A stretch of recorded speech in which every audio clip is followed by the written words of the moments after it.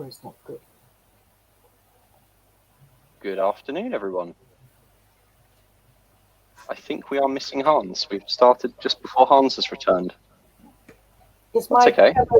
my mic mixing up with yours? Because I can turn it off. Yeah, just a second. Yep. Hello, Hans. We are now live. We are live. Hello, everybody. Good evening, good afternoon, good night, wherever you are.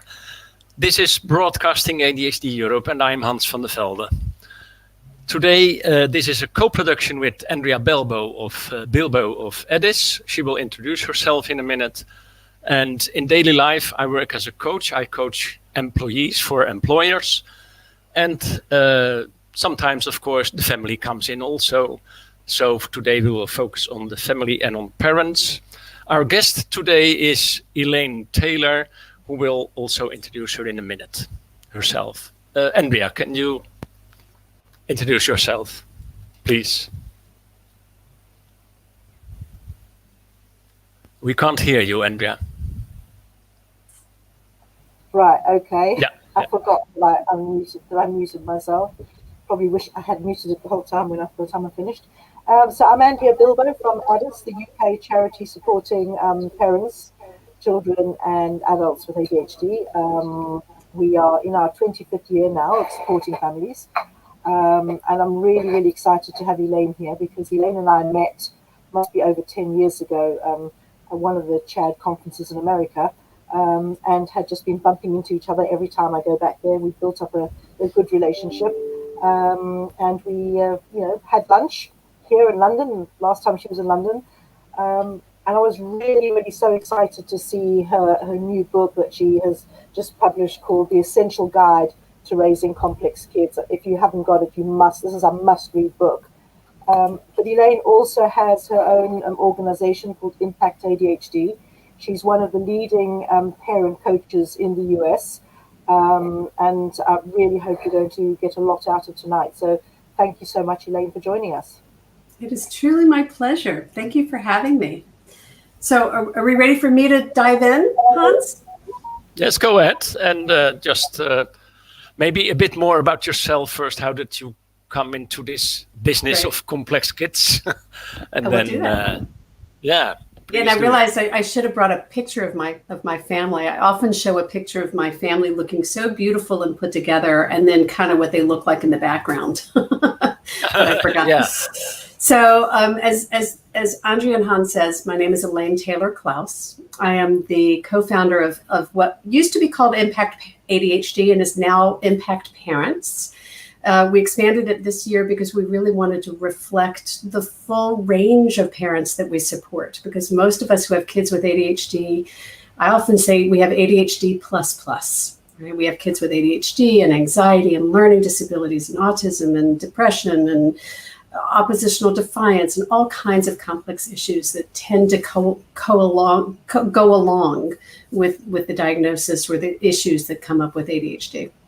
And so I'm a mom in what I call an ADHD plus family of 5, now 6, because my eldest child just got married. And when my kids were little, that first decade of parenting was really, really hard for me. And on the surface, it looked good to the outside world, but inside I felt like everything was crumbling and I just wasn't on top of things. And my kids weren't hitting milestones and I couldn't figure out how to get the help that I needed and the support that I needed. And kind of one by one, almost like dominoes, they kept getting diagnosed with different things. There was, ADHD, there was dyslexia, there was anxiety. And eventually I began to get a handle on things, partly with some nutritional changes and partly when I discovered coaching. And when I became a coach, I discovered that I became a much better parent to my kids. And it wasn't rocket science. It wasn't what I was doing. It was how I was doing it. And I was doing everything that the experts told me to do, but it wasn't working. And when I started to use what I now call a coach approach, it shifted everything in my home. It really transformed my relationship with my kids, their relationship with each other. A couple of years later, my husband got on board. And when I asked him what happened, he said, I just couldn't deny anymore that what you were doing was working. So So about the time that I met Andrea, I had met Diane Dempster, and we had created Impact ADHD because we discovered there was a lot of support, particularly in the US, there was a lot of support available for children, but there was almost nothing available to support parents. And when I say support, I mean more than just information. Like, information is great and it's powerful and it's important. And I think most of us know it's not enough. It's what do you do with that information that matters? How do you apply that? And so we started teaching parents to apply it. We started teaching parents coaching skills and coaching frameworks and the coach approach. And here we are almost a decade later, teaching parents literally all over the world. We have trainers all over the world. And it's all really simply about what we call taking a coach approach to parenting and also to educating. We also found along the process that it wasn't just parents who were struggling, it was teachers who were struggling too. And so whether we're teaching, we call it sanity school for teachers or sanity school for parents, this content, this framework really works for all adults who are working with what we like to call complex kids.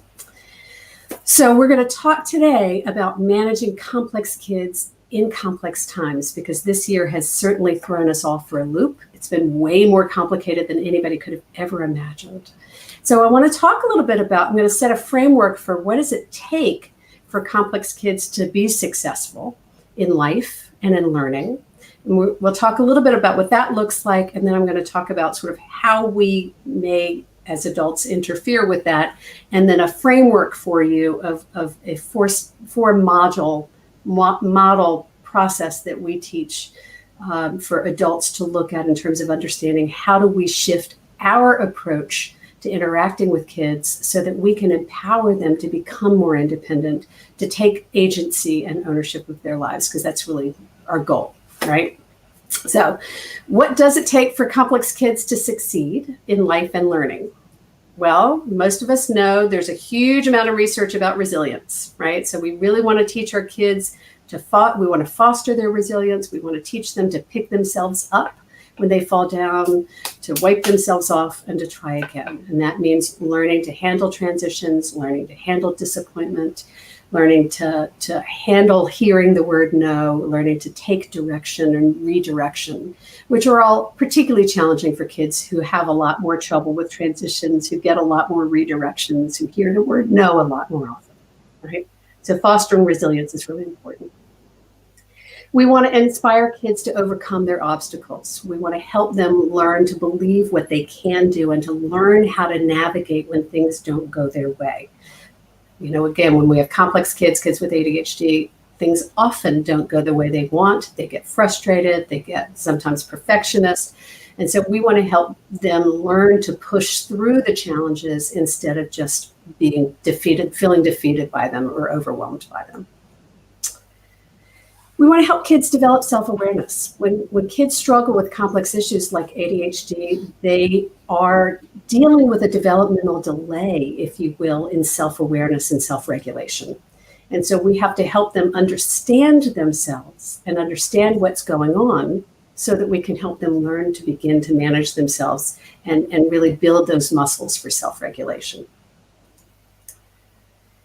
And to do this, we really want to cultivate a sense of ownership and agency. We want them to become their own problem solvers. We want them to see the obstacles they face in life as something that they can do something about and to learn how and to figure out how, right? So we talk a lot about agency and ownership because, you know, I often say to parents, the goal is not to become the expert on your kid by the time they're 18. The goal is to help your kid become an expert on themselves by the time they're 18. And for you to have moved into a support role by then. And we'll be talking about that in a little bit. So that they have a sense of they're leading their lives and they're trying to figure out how and they're learning how to ask for help. I am so happy that you mentioned this word agency because it's one of the words I really like. I hope for everyone to show agency in, and if you can explain that, you will make my day. It's a wonderful word that everybody has to grab, really, what it means. Yeah, I couldn't agree with you more. And I've just started using it more in the last couple of years because I think it really captures so much. It's about buy-in. It's about ownership. It's about, In coaching, we talk about the ultimate goal of a coach is to help you get from here's where you are, where do you want to go, what do you need to do to get there? That's when you are the principal agent of your life, reaching your fulfillment, your potential. And I think that we know we want that for our kids, but we don't know how. And we get stuck. And we'll talk about that in a couple of minutes. And so really understanding that they are free agents. And our job is to help them learn to make the best choices they can for themselves as they exercise that agency. It's a little more sophisticated a concept, I think, Hans, but I think it's a really important one. And I will offer, it's also kind of scary for parents because that means letting go. And sure. Right. And parenting is kind of a daily exercise in letting go. And that's scary for a lot of parents, particularly when you feel like your kids are behind or your kids are struggling. It makes you hold tighter. But the tighter you hold, the harder it is for them to begin to develop that sense of agency. So, and then the other things we really want for our kids, we want to help them reach their full potential, whatever that means for them. And part of it is realizing it's got to be whatever that means for them, not for us. That's another area where we struggle with letting go. And then the last piece in here I would say is the foundational life skill. If we can teach our kids nothing more than to ask for help, we will have taught them how to function effectively in life. And I think that we struggle. Parents will say to me a lot, but they need the help, but they won't take it. And so what I would say to that is it's our job to help them see the value in it to them. It's our job to help them be willing to accept help, to ask for help, but to see that as something that's for them, not something that we're imposing because they're not good enough. And so there's a dance that happens around asking for help that I think is really subtle, but I think is really, really important because, what I say to my kids all the time is, I don't cut my own hair. I don't do my own taxes. There are things where I ask for help because I am not the best person to do that. Or I know that I need someone to help me do it effectively. And that's a concept we want to teach our kids. And I think we need to start really early in creating an environment that makes asking for help okay. In the US, we deal with a whole bunch of autonomy stuff. Like there's this, proud individuality and independence, and I should do it myself. And I think that this kind of is more universal than beyond the US. This notion that I shouldn't need help. I should be able to do this for myself. I think we as parents suffer from it a lot. This is natural having a child. I should be able to. And those shoulds prevent us from getting the help we need, and they prevent us from modeling that for our kids, right? So those are that's what I think we're trying to achieve. Does that kind of make sense to you, Hans? What I've presented so far? What are our goals? Yeah, absolutely, absolutely. And the way you present it, like show your kids that you seek for help yourself also. By showing them, you don't have to tell them. They will realize, okay, it's normal to ask for help for something you're not very good at. Yeah. One of the things I talk about in the book is ask, don't tell. We are so good at telling, and our kids, kids are human just like we are. They don't want to be told. They want to figure it out for themselves. And that's kind of what I'm going to teach today is this process of how do you cultivate that where they begin to figure it out for themselves and take ownership. So let's take a minute real quick to just say, okay, so how do we as adults interfere? So one of the things that I think we do that causes challenge with these complex kids is we confuse smart with organized, or the ability to self-regulate.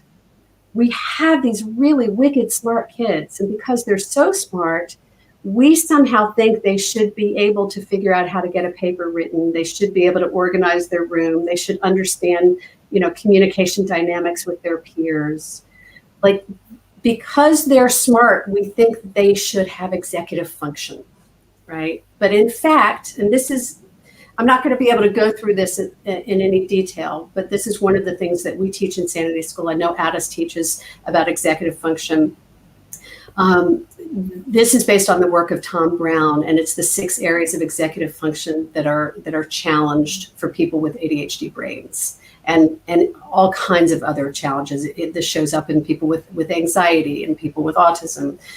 So the idea here is that the frontal lobe of the brain, the part of the brain that helps us think and plan and figure things out and take action, is the part of the brain that's sluggish or developmentally delayed for people with ADHD.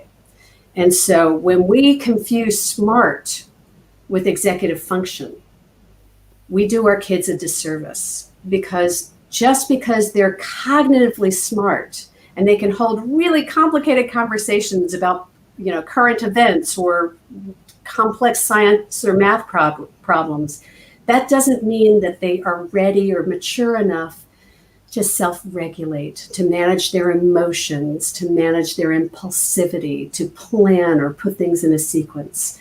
So it's really essential for us. One of the ways that we as parents and as teachers really need to shift our thinking is to realize that a smart kid can be really, really smart and still not do well in school until they get some support and help to learn to self-regulate. Does that resonate? Yeah, fantastic. Can we get into one issue you mentioned on this sheet? It made me think about forgetfulness, because forgetfulness is almost 100% present in people with ADHD. Right. It's one of the main criteria to detect ADHD. And forgetfulness in a family, it's terrible. The mother who is the secretary of the family and the police officer and always keeps reminding you, don't forget this, don't forget that. And I put it for you in the alley and you still forget it. And did you forget this? So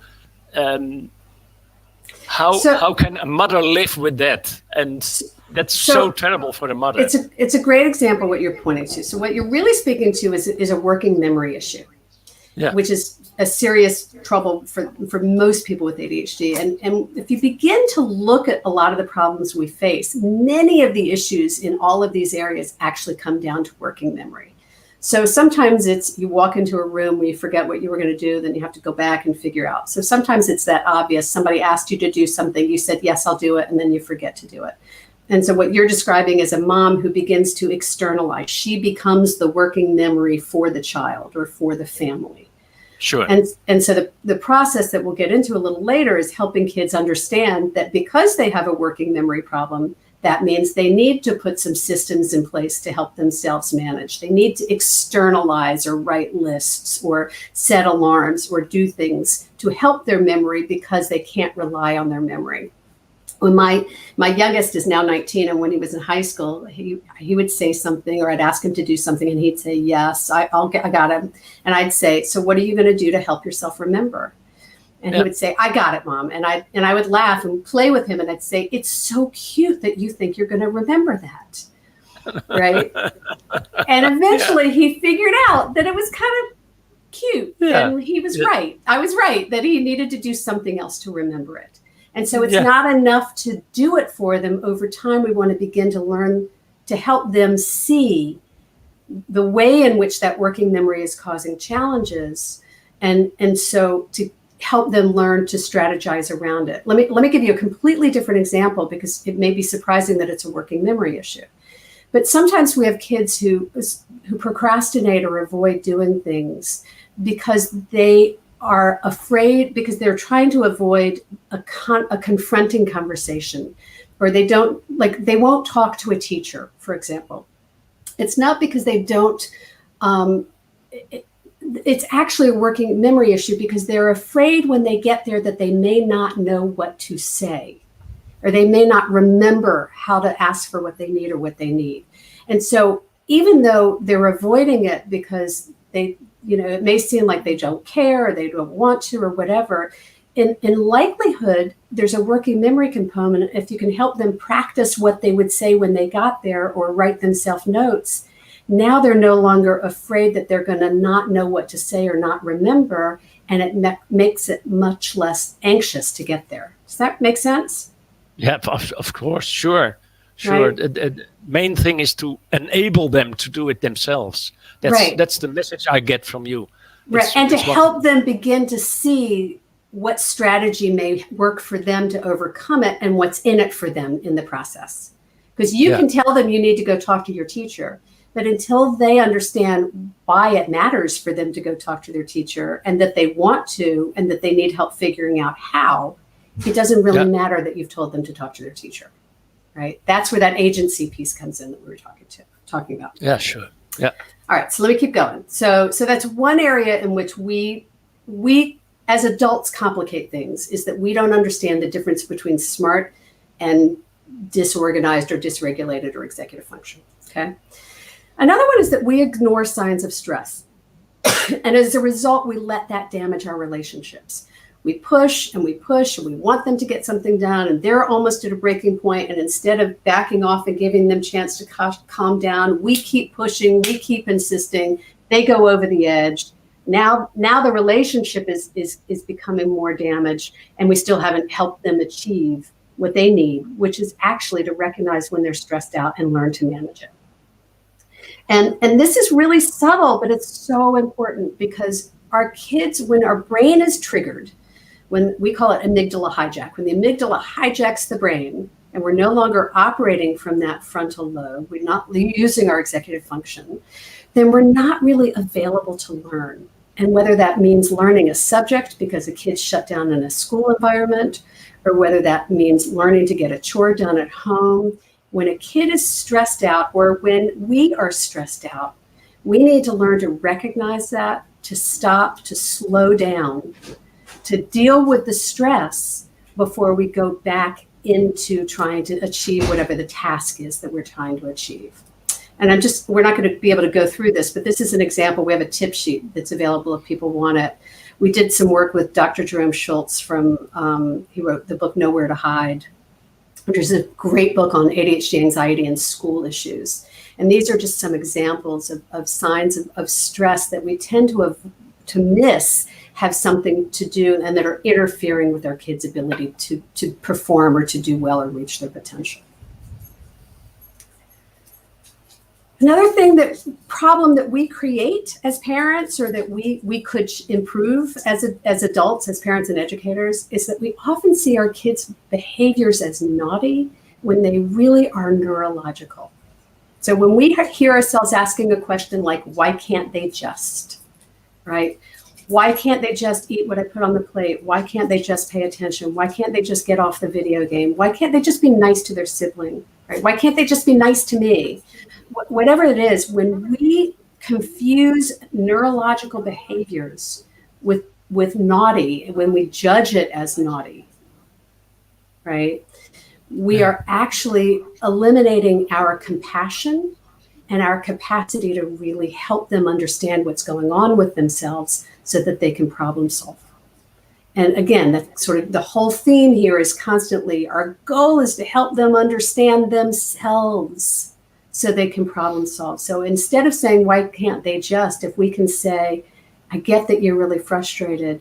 I get that you're really scared. I get that this game is really exciting and it's really hard to get off. If we can begin to approach it differently and understand that it's hard for them, that it's effortful for them, then we can help them learn to manage that behavior. But when we judge it as bad or wrong or naughty, they are going to become defensive and reactive, and they're not going to collaborate with us to improve it.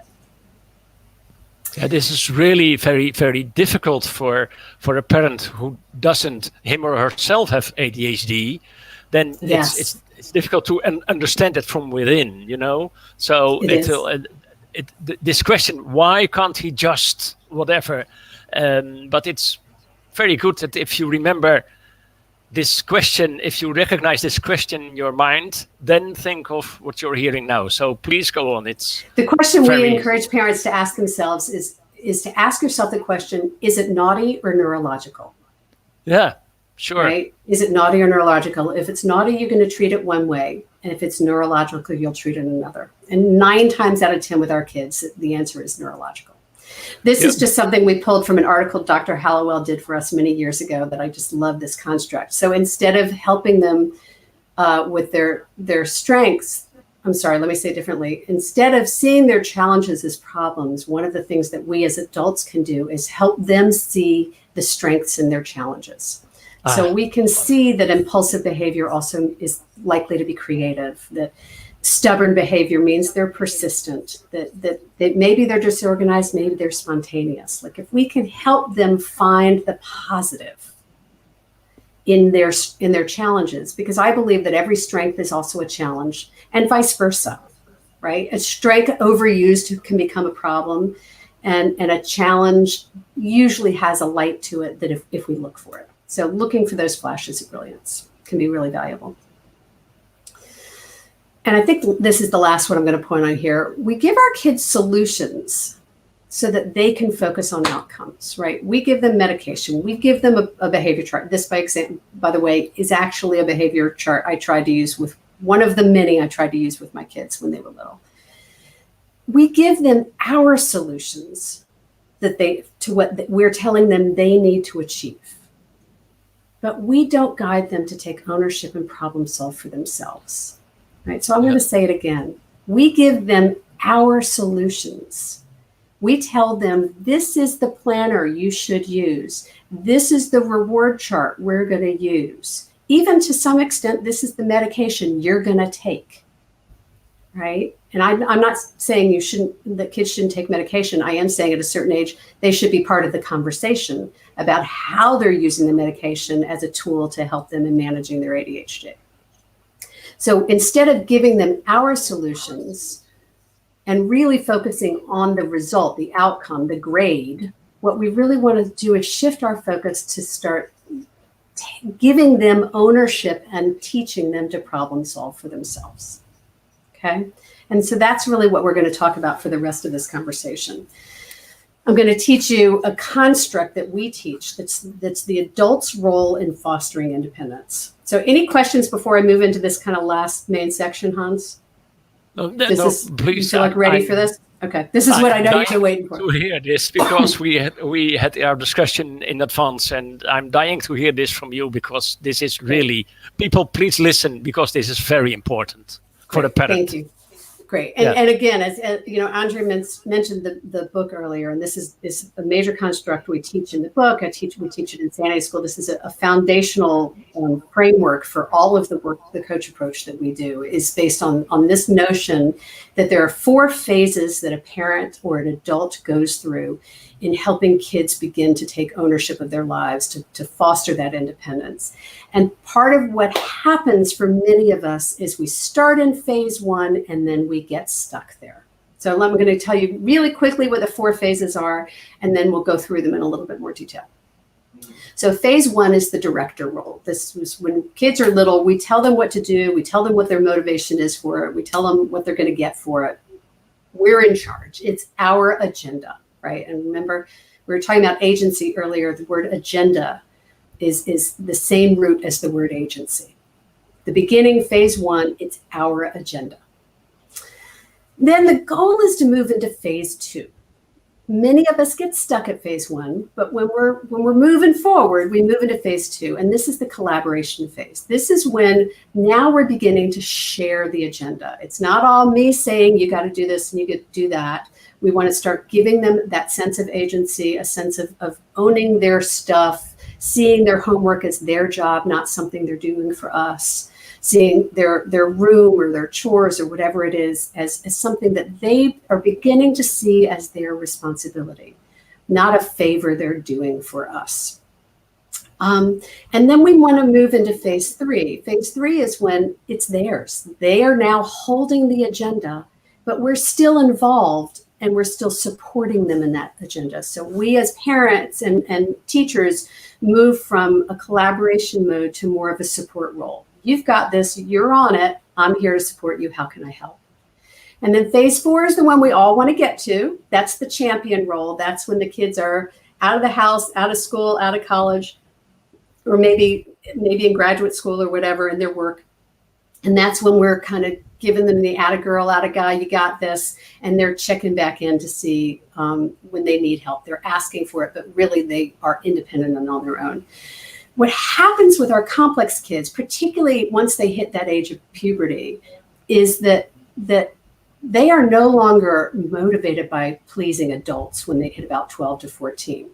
So if we aren't effectively collaborating with them by that phase, then what happens is we're still trying to direct them and they start jumping to these other levels and asking us to just let them go, to leave them alone. they're not ready for us to be in phase 4 with them, but they want us to be. So the collaboration and support phases are really important because that's where we stay engaged to help them learn how to take care of themselves. If not, what happens is they push back and they say, leave me alone, but they're not ready to be left alone. So that's kind of the dance that we're playing with here. So let me just go through these each in a little bit more detail. Anything you want to add? Well, I recognize it from the parents I have been coaching that most of them, when the child is little, especially the mothers, they realize, oh, there's something wrong with my kid. Something is the matter. And then they sort of overwhelm them with care and control everything and take care of my child. Oh, my child, something is wrong. But then by the time I meet them, the kids are a bit older and in puberty, and mother is still in this stage of directive stage. Exactly. And most of the time I ask them what the purpose is being the champion. When do you think he can leave the house? Okay, 25. I'm fine. What are you going to do till he's 25? So please go on. This is so necessary. So what you're describing is so typical, right? And so what happens in that, if we get stuck in director mode, eventually we become what we call lawnmower parents, right? Or snowplow parents. We become the parents that clear the path for our kids every step of the way, so the kids never learn to do anything for themselves. And then by the time they get out of the house, they have no skills. They've never learned to do it because somebody's been paving the way the whole time. So this going through the phases is essential. And I want to say one other thing that's really important, that these are not the phases that the kids are in. These are phases that we adults are in. And so oftentimes I'll ask a parent when we're dealing with an issue, I'll say, what phase are you in? What phase does your kid need you to be in right now? So I was working with a couple at the beginning of the year who had a 17-year-old son. And there was some conversation. I said, so what phase are you in? Well, we're in phase 1. What does he need you to be in? Well, they wanted to say, well, he needs us here because he can't do it himself. Like, no, he's really ready for you to be more in a collaborative support place, but you're the one that's still treating him like a 7-year-old instead of a 17-year-old. And they really needed to hear it. And it was hard conversation. And they came back a couple of weeks later and said, everything's changed because we realized he is 17 and we've got to start letting him take some ownership. But it's hard to do and it's scary to do. So let's talk about how to do it, because I think you can move through the phases. The other thing I want to say is that there's no kid that generally, until they're much older, that generally needs us to be in the same phase all the time. Most of our kids are at varying degrees of development for different areas.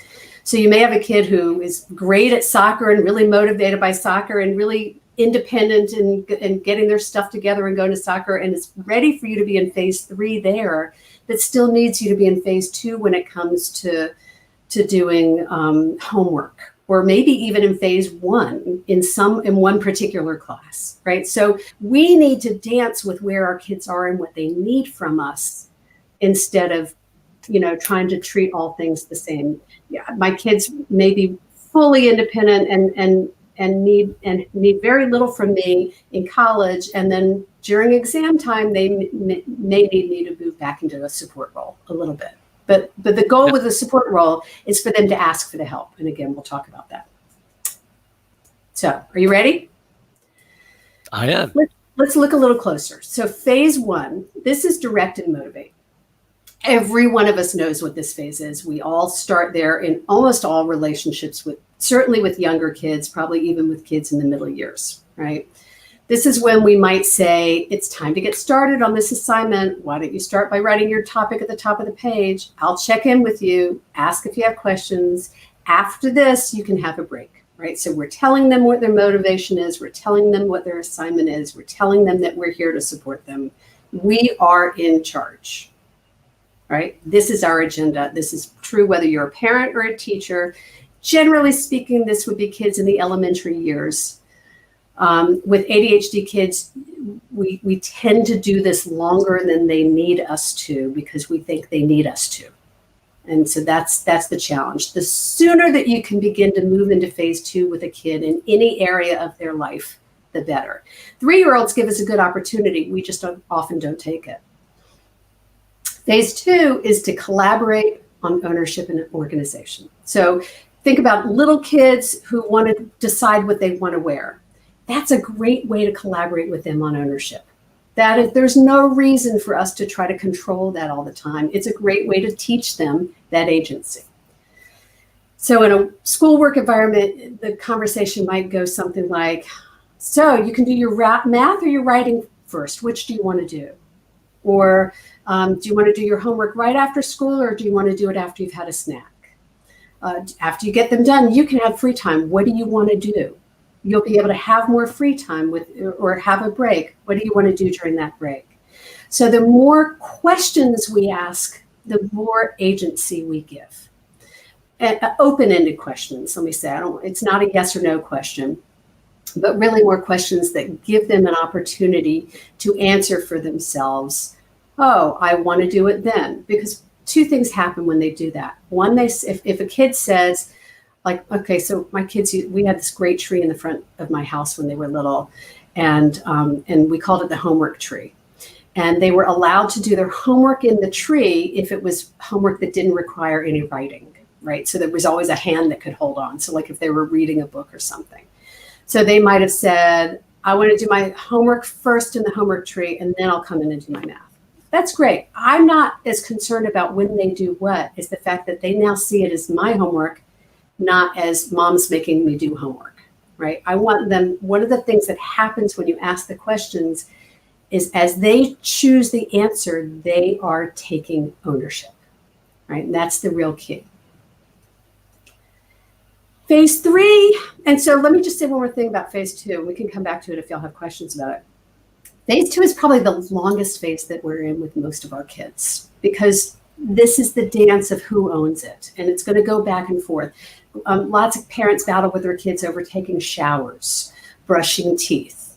These are things that we want them to own, but they are not really interested in owning often as early as we'd like them to. And so they may be more independent in some areas and not in others. And so we tend to stay in this phase with our kids for a pretty long time. So we have to be patient with it. May I propose a simple way of seeing it, like doing the dishes or cleaning the table after dinner? Yeah. When you start directive, you say, take this plate and bring it to the kitchen. And when you collaborate, you can say, can you help me cleaning the table? And in the end, it can be, do I need to help you cleaning the table? This is what you inspire me to. Is this, I love do that. I grab the right at it? Okay. Absolutely. I would tweak one thing, which is in phase 2, it's really important not to say, can you help me?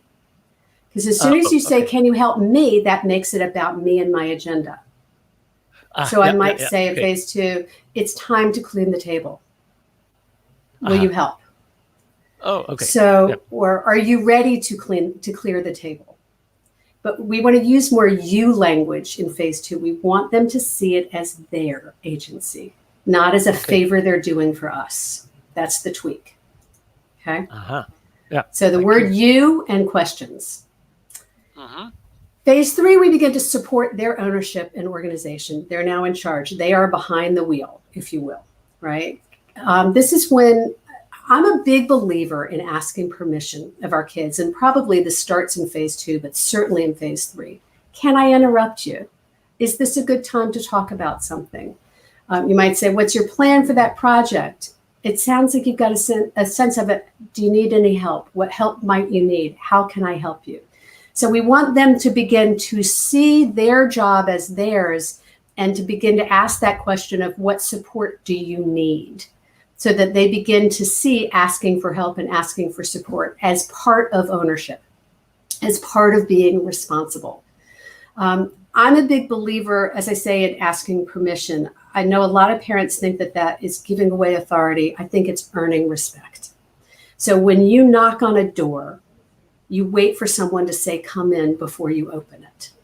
And it's like that with conversations. If we can knock on the door for our kids and say, I have an idea, would you like to hear it? you're going to get a lot more ownership from them than if you say, I think you should do this. When you say, I think you should do this, you are not asking them for their permission to give them advice. And at a certain age, you want them to be asking for your advice instead of rolling their eyes while you give it to them anyway. So the really important thing in phase 3 is to keep checking in with them and to ask for their engagement and their participation, and ask for their permission to participate with them in their agenda. How can I help? And sometimes Diane and I talk about, if you've got a kid who's like, I got this. Sometimes once the relationship's good enough, you can say, I know you've got this. Can you just throw me a bone? Give me a job. Give me something to do to be helpful. It keeps you engaged. It's still them asking for the help and letting them know that you're not totally backed off yet, right? That you're still involved here. And as long as your kids are living in your house, it's pretty fair to be in this place. Very, very few of us are going to have kids that are really fully in phase 4 while they're still living in our home, even if you've got young adults, and we'll get to that in a minute. My young adults who live outside of the house are still sometimes in phase 3 and sometimes in phase 4, right? So we're constantly dancing. Phase 4, again, is where you want. Sounds like things are going well. You got it under control. You must feel great about it. We want to celebrate with them. We want to help them see what their successes are, what we're doing well, and make ourselves available if they need any support, right? You know how to find me. This is the quintessential, the teacher. This is the teacher who the kid comes back to the school after being gone for years, and they want to come see that teacher, right? That's the teacher that's going to be the champion, and they know that, right? So again, phase 4 is where we all want to be. You'll get there. It just takes a little time. I found a statistic the other day that really shocked me. It's some recent research from the Pew Foundation. I want to say it was 49 or 52%. I can't remember the number, but it was hovering on 50% of kids under the age of 29.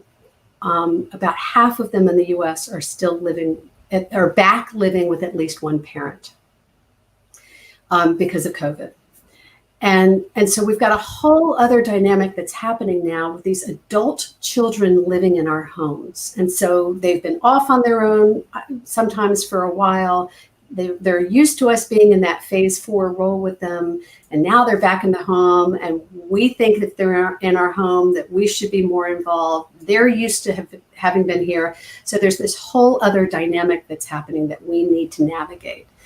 And I'm not saying there should be no rules in your home when your kid's living there, but I do think it's important for us to remember we want to be at this phase with them. We want them to be independent and be supporting them and encouraging them in their life. And even if they're back in our homes, living in our homes, we want to try to find the ways to keep dancing between these phase 3 and phase 4 to keep fostering that independence. Yeah. So I'm going to stop here. I just want to say really quickly, all of the information that I've been covering here is found in our behavior therapy program called Sanity School. It's an online program. We do have some trainers that are certified in the UK that deliver in the UK. And went back in the days, or in the future when we're back into local, we're able to see people in person again. We'll have some trainers in England that are doing it. You had asked me to mention our model, Han. So I just wanted to show here that this is the model that we teach in Sanity School, and in the book and the Essential Guide, and everything we do is based on this framework, which is a coaching model. It would be too complicated to have gone into that today, but I do want you to see that there is a methodology behind what I'm teaching, and it comes from the world of professional coaching and from change management in the workplace. Yeah, that's really great. So anybody who talks English anywhere in the world, either you be in Russia or in the Netherlands or whatever, they can approach you. Can you get back to the last sheet about champion? Yes. Is that possible? Yeah. Because there is some scientific evidence that the maturization of the brain of people with ADHD is a bit later. Yes. So I thank you for not mentioning any ages here, because I will know parents will, as soon as you say at 21 they will be independent and out of the house, then all these parents will be worried, oh my God, my child's 25 and it's not yet Do you recognize this maturization of the brain let me speak to later that. in ADHD? Absolutely. Yeah. So we know that the brain, as I say to my kids, your brain's not fully cooked till you're 25. And that's the earliest for kids with ADHD. There's some research now showing that it could be as late as 29 to 32. So what we mean by that is that the frontal lobe of the brain is not fully finished developing. And the frontal lobe is where all those executive functions are. That's where self-regulation happens. That's where organization happens. And so part of the challenge with ADHD, and this we talk a lot about this in all of our programs, is what we really want to do is meet our kids where they are developmentally and not so much chronologically, because that chronological age can really throw us off. This is where we get into why can't you just? You're 9 years old, you should be able to, right? You're 12, you should be able to. Well, it doesn't work like that for our kids, because developmentally, often I will say to a parent, well, she's 14 going on what in this area? And the parent will always be able to say, oh, she's really 14 going on 11, isn't she? Right. Yeah. And when we can shift our expectations, which is a lot of what this is about, then we can set expectations reasonable to where our kids are developmentally. And so thank you for bringing that up. It's really, really essential that we look at them developmentally. So before we move into Q&A, and I did want to show, because Andrea had mentioned the book, this is the book that I just came out with this summer that I'm very excited about, because I think it addresses all of these issues and so many more. When we end a session, we always like to wrap up with some clarification questions. So what did I focus on today or pay most attention to? These are some questions I want you to ask yourself about the conversation we've just been having together. What were you focusing on or paying attention to? Not was I talking about, were you talking about it? Were you thinking about a particular child or a particular situation? What were you thinking about? What's your clarity or your takeaway? What's your insight from today? What's one thing you're thinking of or becoming clearer on based on this conversation? Yeah, sure. And then what's an action step you want to take? And how will you set yourself up for success with that action? And that's really key, because we often make a commitment, but then we don't follow through to say, okay, how can I be successful? So, and I can give you access to these slides if that would be helpful for people to see them. But those 4 questions, I want you to sort of ponder on and chew on for yourself a little bit as you're thinking about what you're taking away from this conversation. And now, Hans, I'm done. Yeah. No, well, anything you're else? Not done yet. You're not done yet with me. Now, questions are coming up, and okay, I'm going to leave this on the screen for just a moment, and then I'll turn it off. Yeah, of course. Great. One of the questions I have here is that, and it's, let's say, in stage 3, where it's adolescents, in puberty, teenagers, and here a mother asks, how can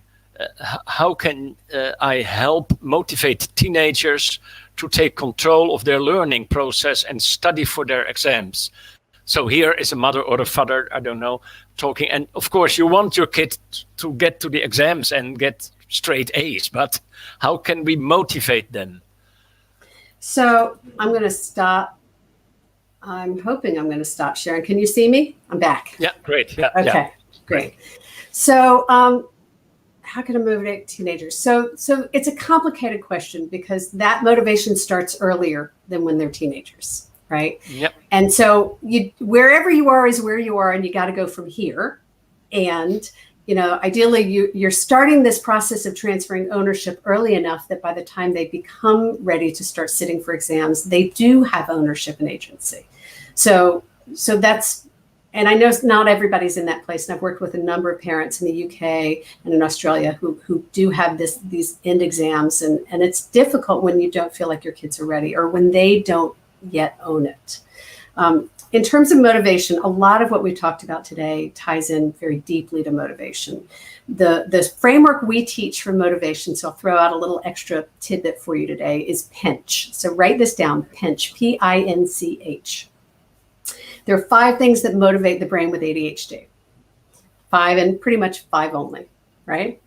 P stands for play, creativity, humor falls in that realm. Artistic stuff falls in that realm, but play, fun, lightness, and enjoyment, right? I stands for interest. These are the kids who are motivated by some subjects or not others, or some teachers and not others, but they have to be interested to be engaged. N stands for novelty. Some of us just like it. It's got to be new. It's got to be changing. It's got to be different. These are kids who do great at the beginning of a semester, and then by the middle of the end of the semester, they're done, right? Because the novelty's worn off. So people who have a system and it works great, and I love this system and I'm bored with it and I'm not going to use it anymore, even though it really worked for me, I'm done. So novelty is a big one. I'm a big novelty person. So I have 3 toothbrushes and 3 different toothpastes. It keeps it more interesting to brush my teeth. I know that sounds silly, but it's an easy solution, right? And then, so PIN, C stands for competition or challenge. And sometimes it's competition with others. Sometimes it's challenging yourself. But these are people who will go for the personal best, right? Who will go for who will try to hit the grade, who will try to hit beat the score. Some of us are really motivated by that. Some are not, right? Anxiety people really struggle with that. So you got to be careful here. Not everybody's motivated by all 5. And then the last one is hurry up. H is for hurry up or urgency. And this is really relying on a different part of our brain. It's relying on the amygdala to get stuff done. It's that fight or flight. The challenge is that for many, many, many people with ADHD, they over-rely on urgency because they don't know how to use the other motivators. And so they wait to the last minute to get anything done because it's the only way they know how to get anything done. And it's not that that's a terrible strategy. It's just not very effective when it's the only strategy because it really creates a stress cycle in the brain and in the body. And so we want to teach people to use some of these other motivators so that they can use that last minute thing sometime, but not overuse. When you overuse anything, it kind of becomes a weapon, right? Yeah. So PINCH, those are the 5 motivators. So if you're trying to help motivate your teen, I would say start by getting clear on what's in it for them. Why do they care? What matters to them? Like when my son was really struggling with chemistry because he hated it and he resented that he had to take it. It took us a while to help him, and the psychiatrist was calling it an existential crisis. It took us a while to get to a point to help him see the value to him of chemistry in 10th grade was that he really did want to go to college. And he had to make that connection, even though it felt so far off. And it wasn't until he realized this is what I got to do to be able to finish school, to be able to apply to college, that he had a different motivation to do it. Yeah. This novelty thing you mentioned, the end of novelty, I think that's really proven in science that we have this novelty-seeking gene. There is some science. I'm going to look it up because the novelty-seeking people who want to go out of the box, think out of the box, this is our creative side and who wants to be challenged by new things. And it's wonderful to include that in all kinds of methods to motivate your kids. But keep in mind that not all of our kids are motivated by novelty, right? No. Some are, and sometimes part of that could be the creativity, and sometimes it's novelty. For me, I'm really motivated by novelty. I can get a system that works great, and I will get bored with it and stop using it. And it doesn't matter how well I know it's going to make my life better. I gotta come up with a new system just because I'm bored. Yeah. Right. But that's not for everybody. I think realizing for a parent that as soon as motivation comes up in your mind, he is not motivated, she is not motivated, or your psychologist starts talking about motivation, it is a good issue to bring up because motivation can also mean the medication isn't working. Yeah. If your medication, you don't have medication or too low doses. And what I would add is that we need to understand as adults that our kids need to find a motivation to do absolutely anything and everything we ask them to do. And they have to have a motivation to clear the table, load the dishwasher, do the laundry, doesn't matter what it is. And the motivation that because I said so or because I asked you to is not a good enough motivator for them. No. So we have to help them begin to understand what motivates themselves. Again, that's another way of transferring agency, is what's in it for them. And because it's good for them or because they can check it off a list, that might be a motivator for us. It's not going to be a motivator for them. Yeah. But now I want to escalate the problem a little. It's also about motivation. And this is really a life-threatening motivation situation. This was a police officer I've been coaching, and he came in with his family. He has ADHD. We discovered his ADHD, and then his children also have ADHD, and his daughter has diabetes. And for diabetes, she has to use insulin. And you know, if you are disorganized and insulin injections, not a good combination.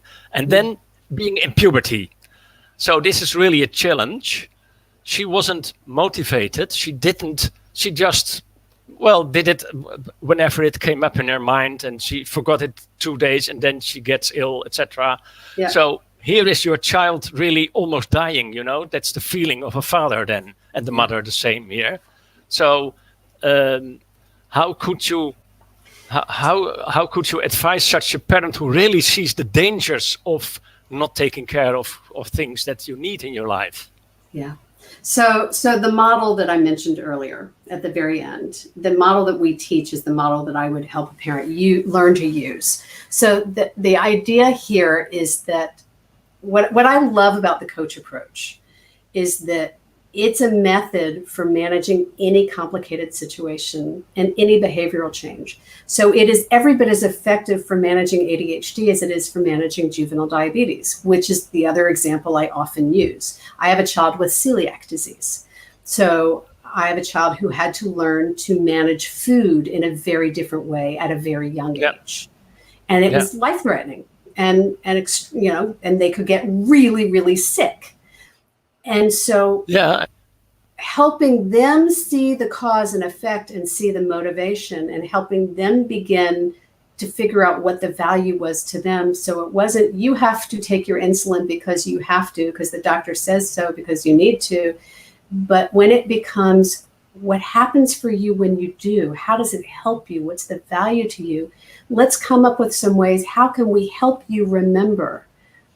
It comes back to that buy-in and ownership. When a kid has a medical condition that needs to be managed, the earlier we can help them have ownership of it, the more effective they're going to learn to manage it. So my kid was 10 years old when we discovered that they needed to be very strictly gluten-free at a time when gluten-free was not a thing. There was nothing on the market. You couldn't go to a restaurant. And it took one episode of getting seriously sick for 6 days. And at 10 years old, they went, this is not worth it. I never want to go through this again. And they have been rigid ever since. Yeah. But they had to find it for themselves. No amount of telling them you can't eat this was going to do what happened when they figured out, I don't want to eat this. Yeah.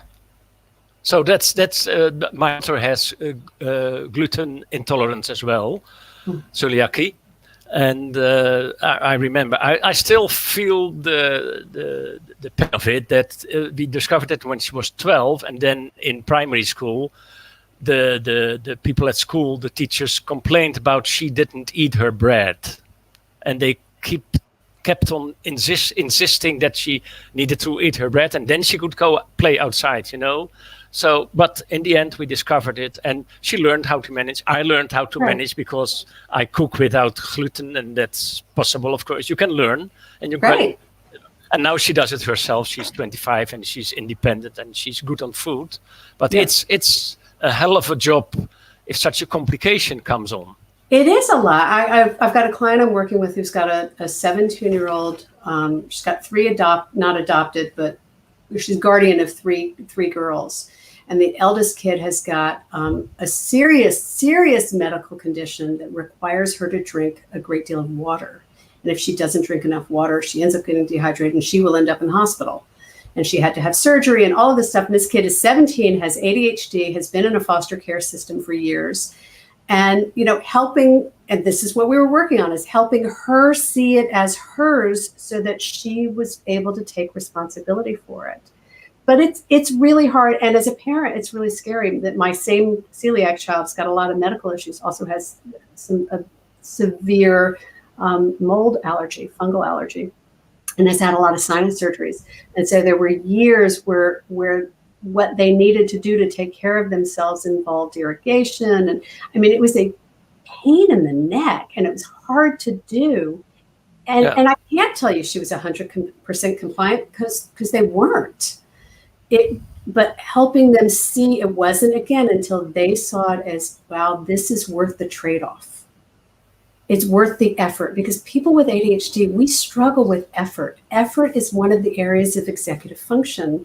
And if it feels too hard, we're just not going to do it. And that might be having a conversation with the teacher, and it might be, managing your insulin, or it might be any of these things. If it feels hard, we're not going to do it. So part of the challenge is to minimize the number of steps and figure out what can we do to make it as easy as possible. Because it's fair to ask, what can I do to make it easier? Because it is hard for us, and it's harder for us than it is for neurotypical people to do the basics of life. Yeah.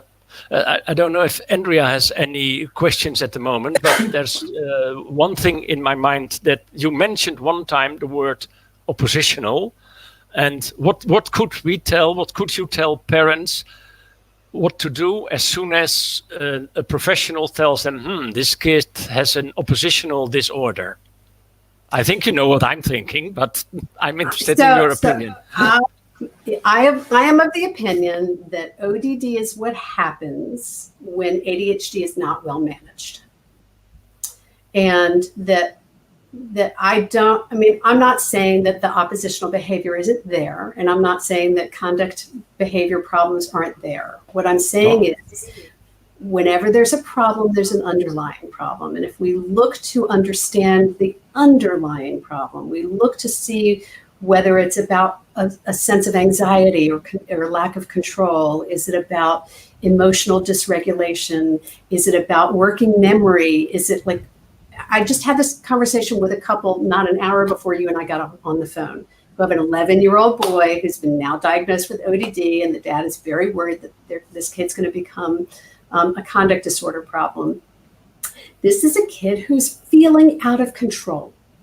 Yeah. And think about ADD. The world is asking us to do what we can't get ourselves to do, even though we know we, quote, should be able to do it. That's the nature of ADD.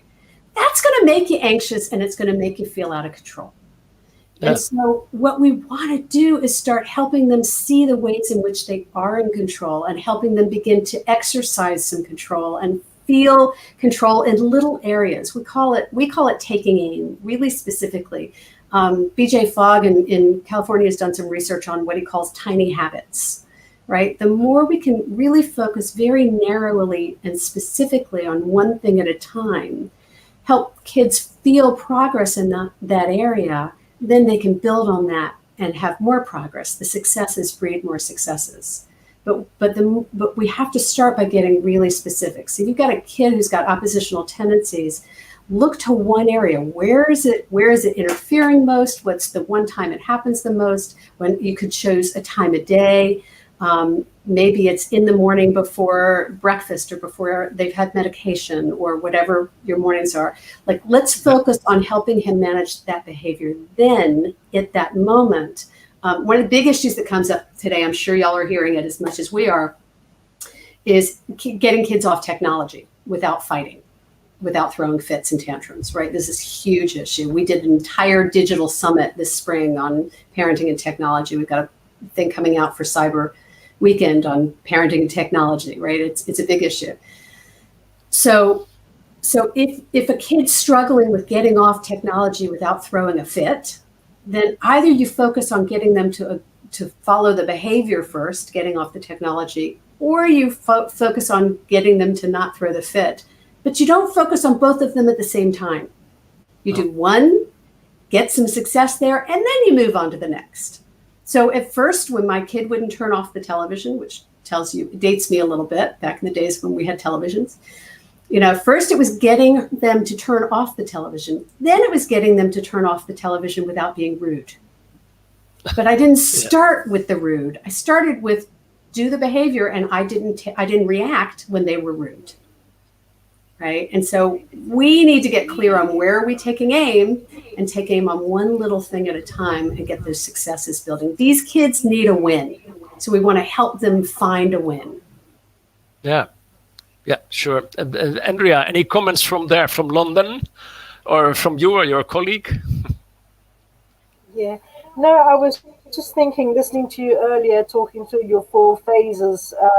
I think there's a lot in what you're saying that we can talk to teachers about. I think, teachers and parents, it's a similar thing. The way we talk to children, the way we make requests from children, how we help children to make their choices and their decisions. Because, as you know, I have my feet coming a bit closer. One of my mothers here with me, and her son is having such trouble in school because of the way that they mismanage him. And I'm thinking everything you're saying, and she's nodding her head. If only the teachers would speak to him in this way, we wouldn't be having the difficult oppositional behavior that we are seeing in school. So we're going to make sure that a link to this video is sent to teachers and people to watch, because I think it could be really helpful. Yeah. When we created Sanity School for Parents, within about a year, a number of parents who were also teachers came to us and said, "This is transforming my classroom." And so within a year or 2, we created Sanity School for Teachers. One of our teachers became a trainer with us, became Teacher of the Year within a couple of months of having taken Sanity School, because it changed the nature of her entire classroom and got everybody collaborating in the classroom and everybody working at whatever level they were able to work, because she was able to see and shift expectations based on her understanding of executive function. It was really powerful. And we hear it a lot. Yeah. And the other thing is this whole thing about executive functions. It's not just kids with ADHD, but all children. We all have executive functions, and for some of us they are impaired, and for others they are working okay. But I think that if you treat every child in the class as if they have an executive function problem, or if they have ADHD, you'd find much calmer classrooms. I'm convinced of it. Well, and it's absolutely, and it's borne out by evidence. I mean, if you look at what's going on in the world right now, the world's a little crazy. I don't know if you've noticed, and the anxiety rates are skyrocketing, and anxiety also manifests as severe executive function challenge or impairment, right? And so that's why I talked about stress in this conversation. If we start with the assumption that there's a reason this behavior is happening, if we start with the assumption that there's some stress or discomfort or confusion or overwhelm, and we understand the underlying brain of it all, then we can problem solve. But again, we got to see the neurological, and as you're saying, most kids out there are dealing with some kind of anxiety, even kids who would otherwise be considered neurotypical. Right now, there's nothing typical about this environment we're in. The overwhelm. I mean, I think we ought to think a lot more, and parents and teachers should be a lot more aware of how quickly we can overwhelm children. Because if you overwhelm, if you overtalk, that will lead to a behavior that you do not want very quickly, and it will escalate. Yeah. As long as teachers can see that if there is things like oppositional or whatever behavior of a child, that it's a symptom of something. Start being curious and asking questions.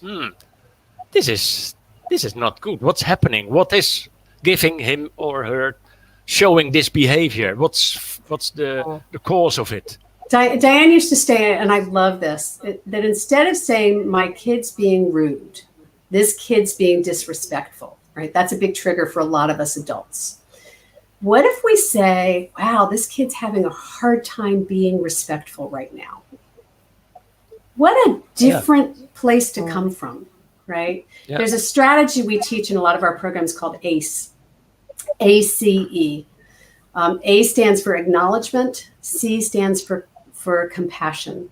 If we start with acknowledging their experience and having compassion for it, before we get to the E, which could be explain or explore your options or whatever, right? That's the problem solving end. Before we get there, if we acknowledge and have compassion, you know, your kids climbing on the wall, right? Climbing on up the shelves, like, wow, it looks like you were really curious about that. I know how it feels when I get curious and I forget to stop and think what I'm doing. Maybe then you can problem solve. Maybe you could use a steps tool, right? Like, if we don't start by judging the behavior, but we acknowledge it, understand it without judgment, right? The term I like to use is matter of fact. If we can stay matter of fact and just be clear, this is the behavior, this is the person doing the behavior, but that doesn't make them bad or wrong. It changes everything in the dynamic for a kid's ability to then redirect their behavior, because, you know, Ross Green says, kids want to do well if they can. They will do well if they can. Of course. Right? Of course. But it's that can piece. We have to help them create an environment that helps them do well. Yep. And are there any new experiences during this year, according to COVID, like say schooling at home, or because what? Let's suppose, because COVID isn't gone yet, things will keep on happening for the moment, for the coming year or whatever.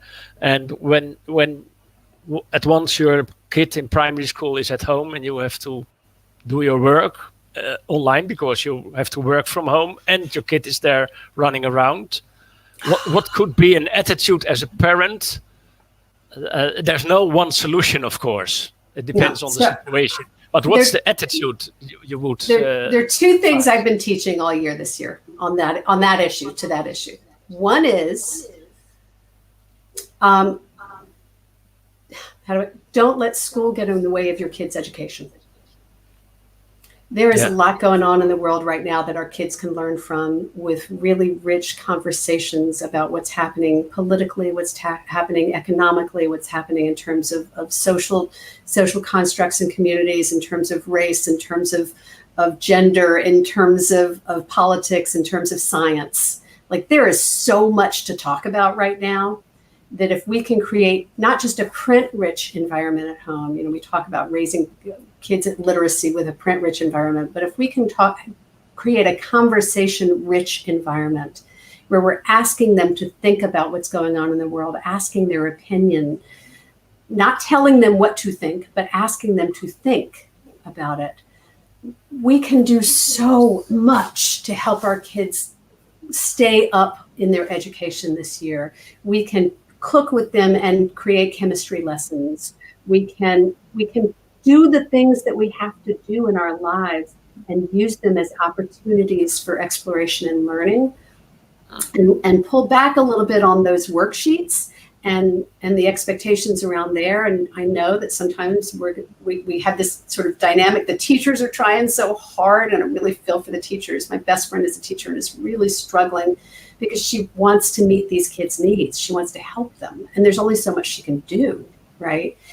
And so we want to be respectful of what the teachers are trying to do. And we need to, at the end of the day, set the most appropriate and reasonable expectations for ourselves and our families, and know when it's enough and when we have to say, we're just not going to get that done. We're going to learn differently this week or this month.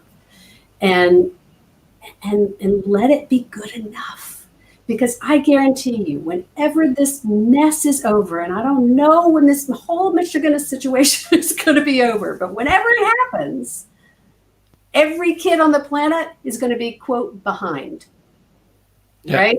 Almost every. Some of the homeschool kids are actually accelerating. Yeah.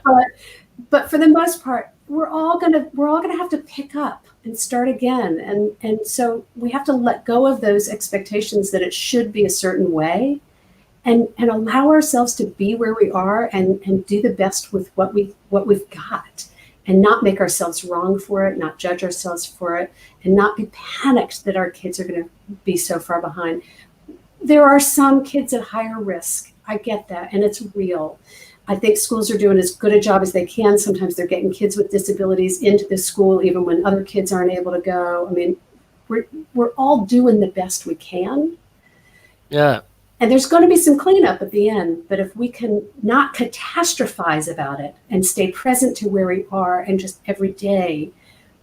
My coach said to me yesterday, I loved it. He said, if we can just do 1% better each day, the compound of that is 37%. At the end of the year, if we do 1% better each day, the end of a year, we will be 37% better, right? Yeah. That's how it compounds. And so if we can just look at, I'm going to do 1% better in terms of being more patient, being more responsive, being less reactive, whatever it is that as a parent is where you know that you want to start improving that behavior. I was talking to some people this morning who realized they're enabling and they're going overboard with overindulging their child who's now becoming oppositional. So whatever that is for you, just a tiny little bit every day has this really big compounding impact. What in fact you are telling, you were talking about having compassion for your child, but what you are preaching now was having compassion for yourself. Yes, and this is crazy. You do really, no, it's not crazy. You really touched me there because there have been times, okay, it's over now. There have been times I thought I really was a bad father because I have ADHD myself. And then some professional told me, you have to make agreements with your children and make a planning. But the next day, I myself forgot the whole planning, So there I went as a parent. Again, I failed, I failed again and again. I believe that plan is a 4-letter word, just saying. And I do. I think that sometimes the parenting police make us feel really guilty and put a lot of shame on us for this expectation. The word consistency, right, makes me a little crazy. Yes, our kids thrive under structure and consistency. And we need, our community, our kids need what I call flexible structure. It's not structure for the sake of structure. The purpose of structure is to achieve something else. And so we need to keep our mind on what we're really trying to achieve, because sometimes what our kid needs is to let go of the structure that night, put the homework away and sit and play a game. Like that's the flexibility we need. We need to meet them where they are and not be doing the shoulds that anybody else is telling us to do. We as parents in particular, those of you listening who are parents, but even as teachers in your classrooms, you know better than anybody else. You do know as a parent what your kid needs at any given moment. And so, yes, give yourself permission to be present to where your kid is and what they need. And maybe it's not them, but maybe that night it's you. Maybe you've done all you can do today. And you can just pick it up tomorrow and try again. Sometimes we need to give ourselves permission. Yeah, sure. Okay. Yeah. Well, I think we are up to a roundup. Anything from London, Andrea, for a roundup? No, I just want to say thank you so much. I don't think that we can ever know. I don't think we ever do know enough, or we don't. And I think that we can never know too much. And so when we sometimes think we've got it under our belt, we're not finished. There's always more you can learn. So I've learned a lot more today. I've been doing this many, many years, and I've picked up quite a few tips, which I take that as a true honor. So thank you. And and I have started reading your book, and it's a really, really good book. So if anybody's watching, I do really, really recommend that you get Elaine's book, which is the Essential Guide to Raising Complex Kids. And if you need a fantastic resource, go to her website, which is impactadhd.com. You can get there from that. It's now impactparents.com. And what I was going to say is we've got, for anybody listening, we do have a gift if you'd like it. If you go to impactparents.com/guide, we have some extra bonus material that wasn't in the book. There was a section that didn't make it into the book that's there. The 3 things not to say to parents of complex kids, which is kind of funny. And then there's a parenting in the pandemic kind of supplement as well to the book. So impactparents.com/guide. I think as parents of children with ADHD, I think we need as many Agreed. tools as possible in our toolbox. So thank you. So pleased that we invited you to come and join us tonight. So thank you so much, Elaine. And I can't wait till we get back to face-to-face. Yeah, me too. Thank you for having me. It was great to be with you. Well, I'm hoping you'll come over. I'm hoping you'll come over to one of the ADHD conferences. Will be there in a heartbeat. I would love it. Yeah. I can finish with quoting some of the people in the public with terrific, fantastic, thank you very much, thank you so much, very informative, etc. So thank you. For me, that's the closure for tonight. I hope to talk to you in a minute one-on-one for our evaluation. Thank you so far. I appreciate everybody for being here. Have a good night. Okay. Bye. Bye-bye. Thanks, Elaine. Thank you.